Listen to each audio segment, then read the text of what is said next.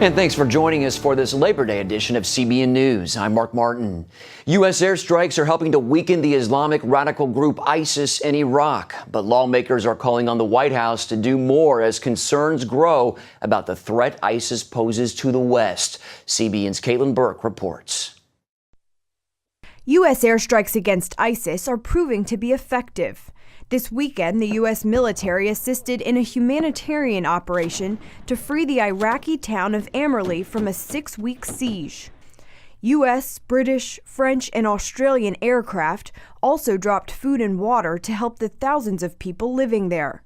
But lawmakers say it's time to expand on the airstrikes and confront the Islamic radicals that continue to wreak havoc in Iraq. We now are facing the largest, most powerful, wealthiest terrorist organization in history, and it's going to require some very strong measures to defeat them. This is a vicious, vicious movement, and it has to be confronted. Many believe ISIS is a direct threat to the West. Last week, Great Britain increased its threat level to severe, and lawmakers warn against underestimating the threat that ISIS poses to the U.S. These groups, they don't need any excuse. They will attack us whenever they can. I believe strongly that ISIS does plan on attacking the United States. According to U.S. intelligence, more than 100 Americans have joined the ranks of ISIS. The fear is they'll use their passports to get back into the country. Caitlin Burke, CBN News. The 2-year anniversary of Pastor Saeed Abedinis' imprisonment in Iran is later this month. The U.S. government has a new focus in calling for his release and that of other Americans held there.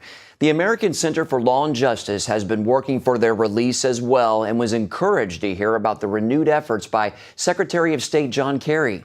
The ACLJ's Jordan Sekulow said, Pastor Saeed, a 34-year-old American citizen, has done nothing wrong. He is imprisoned merely because of his religious beliefs. His wife Naghmeh and 2 young children, Jacob and Rebecca, desperately miss and deserve Saeed back home. Prayer vigils for Saeed are planned for September 26th, the anniversary of his imprisonment. You can learn more at cbnnews.com. Russian President Vladimir Putin is calling on Ukraine to immediately start talks on a solution to the crisis in eastern Ukraine. Only hours after Putin's call, Ukraine said a border guard vessel operating in the Azov Sea was fired upon by land-based forces. The attack took place amid heightened concern that the pro-Russian rebels are trying to take control of the land bridge between Russia and the Crimean Peninsula, which Russia annexed in March. Meanwhile, ceasefire talks started today in Belarus. CBN ministries are at work in Ukraine in the midst of all that fighting. Reporter Heather Sells recently spoke with Terry Mewson of Orphans Promise about the situation on the ground. What do you know at this point in time about how this fighting is affecting ordinary Ukrainians? I know that, Orphans Promise has been there for a long time. We have been CBN International even longer. Orphans Promise has a lot of work with orphans and vulnerable children. We've got a number of training centers for kids aging out of orphanages, and we're also working in the Roma Gypsy camps there. But this crisis in Ukraine is impacting everything that we do there. We've had to remove kids from some of the orphanages and homes in the southeast and take them to a safe place. And now, entire communities are evacuating. People have been hiding in their basements because of the artillery bombardment that's been going on. And then when they transition out of there into another city somewhere, they have to find a place to live. They've left everything behind. Some of it's been destroyed. But it's the practical, everyday things that I think are really crushing people. No bread, no water, diapers for babies, formula for little ones, the most basic medicine for just simple fevers and things. They don't have anything. So having feet on the ground there has allowed us to really send some aid over and be meeting the needs of those people as much as possible. It sounds like chaos throughout the country and a lot of migration within the country as well. Along that very eastern periphery where it bumps up to Russia, there's been a lot of inaccurate press, people who are still remembering the old, Soviet Union days when the mother country kept those checks coming every month. And, there's a price to liberty. So this country was still in a little bit of transition. And then this happening, I think, has created chaos in country. Our director, Galina, wrote and said, in all the years that she's worked for CBN, which has been a number of decades, she has never seen Ukrainians fighting over bread before. And as they took relief into some of these villages, we were asking people to take one loaf of bread for their family, and people were actually fighting over the number of loaves they could get their hands on. So there's a real sense of desperation. And one of the things we're endeavoring to do is to show up every 3 to 4 days with a new truckload of goods and supplies for them. As far as CBN's work there, how is it impacting it? We have a great opportunity there. We're broadcasting our shows throughout the country. Superbook is alive and well there. And now the generation that is coming into leadership in that country grew up with the original Superbook. So, you know, we're just prayerful that that God will take what the enemy's meant for evil and work it to good, and that the message of the gospel will ring true. What can you tell us about the church in Ukraine and how it's responding? You saw the church leaders standing in the street, praying with people, and just being there as a presence, a spiritual presence to defend the nation. And I think that that's continuing to happen, bringing evangelicals and the Baptist Church and the Eastern Orthodox Church together as one to pray for the peace of Ukraine. And just briefly, how can CBN viewers help? We need funds. We need opportunity to be able to continue to send those truckloads of care packages and goods and life-sustaining things into various regions. We've got, it's down in one area, but many, many villages, many cities, and the fighting is getting worse. We want to be there for them. Absolutely. Terry Musin, thanks for your time. Thanks, Heather. A federal appeals court ruled against a group of Christian evangelists who were forced to leave an Arab American street festival in Dearborn, Michigan in 2012. The judges say police were only trying to keep public order when they threatened members of the Bible believers with a ticket if they did not leave. Festival goers threw rocks and water bottles at the Christians when they denounced Islam and called Mohammed a false prophet. One dissenting judge said the police should have tried to control the lawbreakers rather than stifle free speech. Syria's 3-year civil war has killed and forced as many as 3 million people to flee the country. A small number of those badly wounded are seeking help in Israel. CBN's Chris Mitchell brings us that story. This young Syrian man came to an Israeli hospital after a blast caused massive head wounds. He's one of about 150 who have mysteriously crossed the Syrian border into enemy territory for life-saving medical treatment. Love your enemies. We have a tragedy in Syria, and hundreds and thousands of people, they have no houses, they are injured, they suffer from cold, from pain, and who take care for them. Dr. Masad Barhoum, a Christian Arab, leads the Western Galilee Hospital in Nahariya near the Lebanese border. They've taken in about 70 Syrians. I still remember the first one who came to our hospital, major injury in his head from blast trauma, and after 10 days he was walking. The 54-mile border between Israel and Syria stretches from Mount Hermon through the Golan Heights. How did the wounded cross? Only the Israeli army knows, and they're not telling. The hospital simply receives a call from the army that they're bringing wounded Syrians. It's typical war injuries, including shrapnel wounds, including bullets, including blast injuries. Current Syrian patients were afraid to go on camera. Most are men, but 8 children have been treated, including this 3-year-old girl who came alone and unconscious with severe burns to her face. And she woke up and she had nobody around. So she was just crying because she was afraid and alone. Doctors say the Syrians probably would have died without the Israeli care, and that trauma goes beyond their physical wounds. They are so afraid, so troubled from waking up in an enemy place, in a place they don't know the language. About half the hospital staff speaks Arabic, and Bahum says that and the love they're shown helps the Syrians calm down. Just to come, say, be calm, I love you, I'm going to help you. And they have a small smile. They make me my day. And when a patient is well enough, the Israeli army takes him back to the border. Even though the number is small, Barhoum says he and his staff are grateful for the opportunity to help the suffering Syrians. Chris Mitchell, CBN News, Nahariya, Israel. A federal judge has temporarily blocked a new abortion law in Louisiana. It says abortion clinics must have hospital admitting privileges within 30 miles of their clinics. A U.S. district judge ordered that any enforcement of the law is forbidden until a hearing takes place. Another law in Texas requiring abortion clinics to meet health standards similar to those of hospitals was also thrown out by another judge on Friday.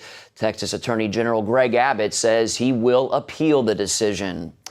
Senator Ted Cruz spoke at a huge conservative event in Texas over the weekend, energizing his grassroots Tea Party base. He spoke at the Texas Americans for Prosperity Summit, talking about hot topics like the president's Affordable Care Act and what America needs to do about ISIS.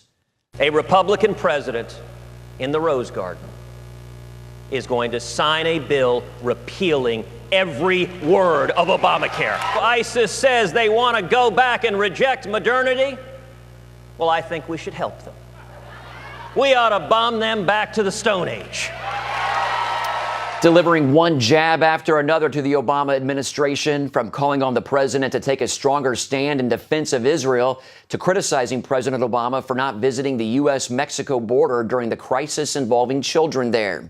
Texas Governor Rick Perry also spoke at the event. Both he and Cruz are considered top contenders for the 2016 Republican presidential candidacy. Up next, why pushing back retirement could be helping some push back the risk of Alzheimer's.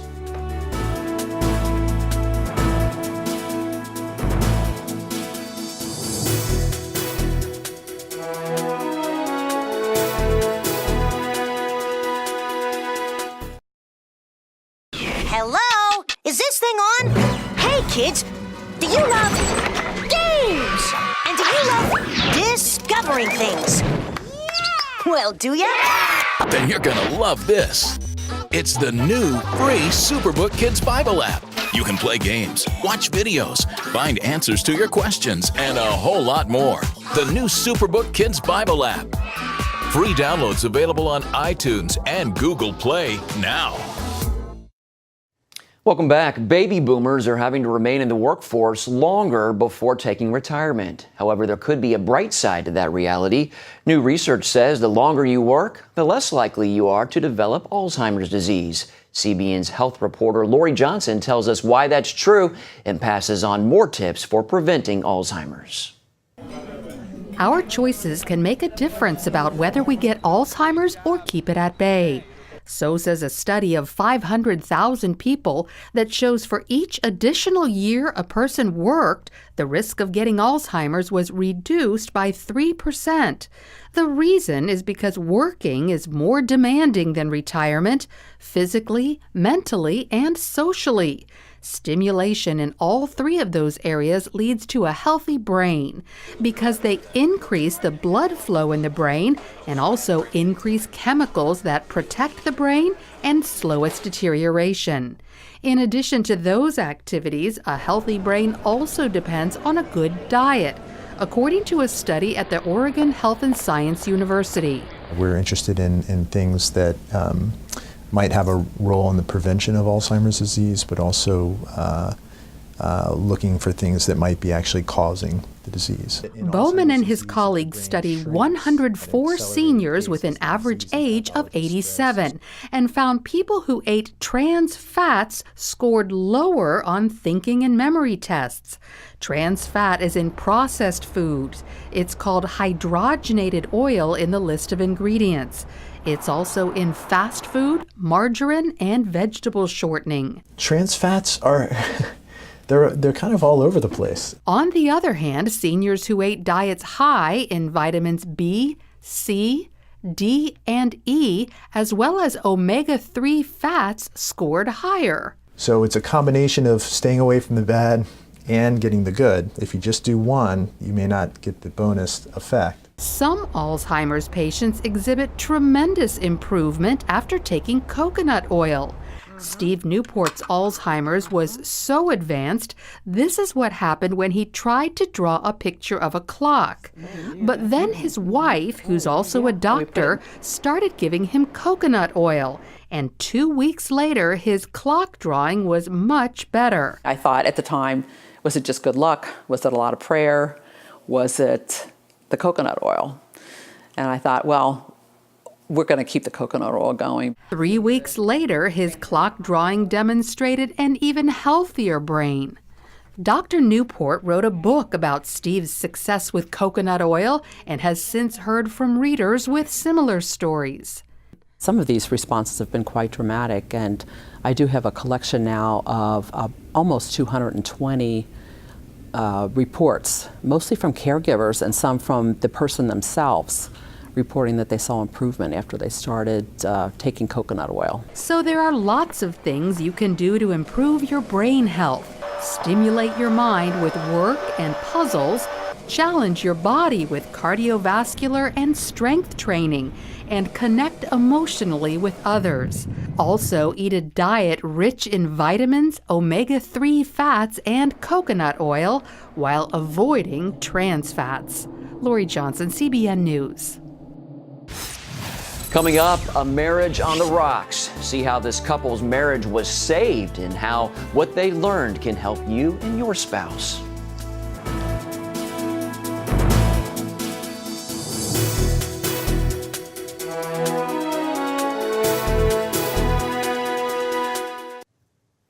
Angel Davis was so miserable in her marriage that she looked forward to her husband dying, but not anymore. Now the Christian psychotherapist believes it's possible to fix a broken marriage no matter how bad it seems, and all it takes is you. Paul Strand brings us this encouraging story of how one spouse can save a marriage. Angel Davis expected the perfect Christian marriage with husband Lee, but when he didn't measure up to all her expectations and wouldn't put up with her trying to change him, she began fantasizing a way out. Because I'm a Christian, I didn't think divorce was an option, so I felt stuck and trapped, and I even thought about him dying because I felt like that was the only way out. That's how dark my heart had gotten. That was probably the thing that hurt me the most. Lee believes Angel should never have been depending on him for things humans just can't deliver at the deepest level. Your spouse can't make you happy, and if you are waiting for that, you're probably going to be waiting forever. This Christian psychotherapist says she even began to listen to Satan's twisted logic for why her marriage should end. I got to the point where I thought if I left my husband, I could do more for the Lord. But then a friend brought Angel to a life-changing moment. She looked me in the eye and she said, Angel, where in the Bible does it say you can do this for the reason you want to do this? And I knew the word. And so it was like cold water in my face. That's when she truly surrendered her marriage and herself to God, and he began planting in her heart the principles of how one spouse can save a troubled marriage and change their husband or wife the right way. What therapist Angel Davis has shown hundreds of people here in her office, and now in her book, The Perfecting Storm, is the secret to changing your spouse for the better. Rest in changing you first. Angel witnessed a radical example of this when her friends Ron and Carrie were tottering on the edge of divorce after Carrie found out Ron was having an affair and didn't really want to change. But Carrie, though bitterly hurt and not wanting to forgive Ron, put herself before God and heard him tell her this about Ron. I was to take him back, and we were to forge a path of reconciliation. Ron's sexual sins had cost him his job and his home, and he was expecting to lose his family. But then Carrie told him what she'd heard from God and that she was going to grit her teeth and obey. For her to be obedient to that, despite the fact that she was undergoing so much pain and so much hurt, all I could do was, in all honesty, I lost it. I mean, I just broke down and sobbed in front of her. He's extremely grateful because he knows that I basically gave him a gift that he did not deserve. Carrie's willingness to bend and change led Ron to wanting to bend and change too. It's been several years since Ron's affair and Carrie's taking him back, and now they say their 29-year marriage is better than ever. When you put aside your feelings and put aside your arguments and say, you know what, I'm going to obey God like she did, radical things happen. It is possible for your marriage to be restored. It is possible to fall in love with your husband once again. Meanwhile, Angel was practicing the same things Carrie had done when Ron and Carrie's marriage seemed doomed. Like letting God change her rather than insisting husband Lee change. Like receiving inner healing that she says most of us need.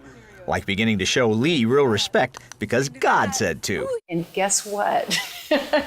He started acting in ways that I had longed for him to act all those years. All this takes learning to hear God's voice and obey his marching orders. It just gives certainty, gives security, gives direction. And he's talking all the time, and we're hardwired to hear his voice, but we got to figure out how to hear it. He is the still small voice, and he speaks in many different ways. God taught her real enemy wasn't Lee, but the devil who wants to kill and destroy marriages. I had been looking at my husband as the enemy, and it was like God took that veil off, and I saw I'm fighting the wrong battle. As Angel's been teaching and sharing these principles around her Athens, Georgia area and through the Perfecting Storm, others have seen their marriages profit, like Clay and Debbie Huckabee. I finally stopped spending so much time worrying about what Clay was doing, and I started working on my own self and get my own act together. I don't think it's ever been better, and I feel like that's largely due to her,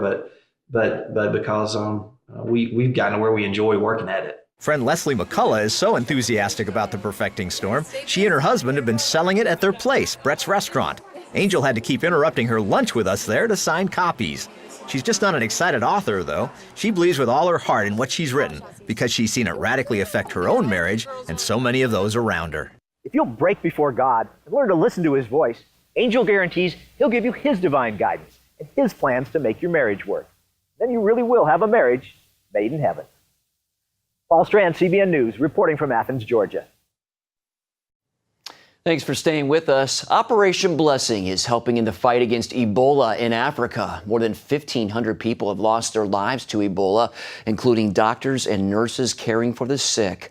Operation Blessing is partnering with local hospitals in Liberia to provide supplies to fight the disease, including protective masks and suits, hypodermic needles, sheets, gloves, and other materials. Special teams are also educating families about preventing Ebola through hygiene and safe practices, as well as how and where to get help when needed. Wow, Operation Blessing never ceases to amaze me. They are all over the world helping out. Well, that's going to do it for CBN News today on this Labor Day edition. You can find more of our exclusive coverage of the issues you care most about at cbnnews.com. Enjoy your holiday. Thanks for watching.